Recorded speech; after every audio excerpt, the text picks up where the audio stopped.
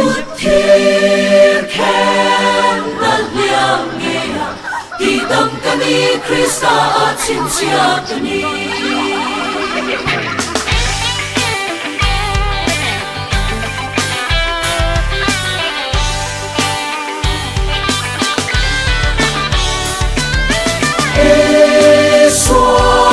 chin chia na puin tu na chin na en man in ti puai to lo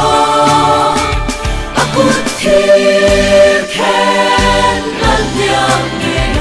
ti dam kani Krista chin chia kani Krista chin chia te kani Krista chin chia te kani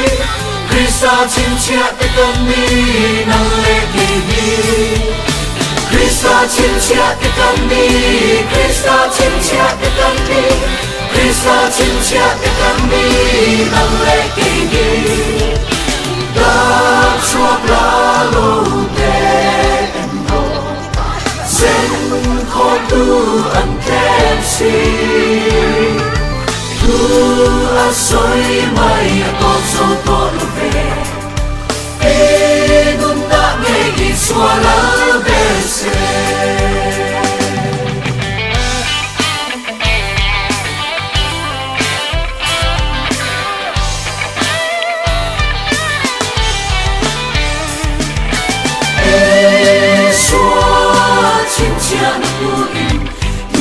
chin na en man in ti puai to lo akut thir khen na liang nge ti dam kani Krista chin chia kani Krista chin chia te kani Krista chin chia te kani Krista chin chia te kani nang le ki Krista chin chia te kani Krista chin chia te kani Krista chin chia te kani nang le ki da chua la lo te en go sen khom tu an ken si tu a soi mai a to so to lo ve e nun ta nge i swa la be se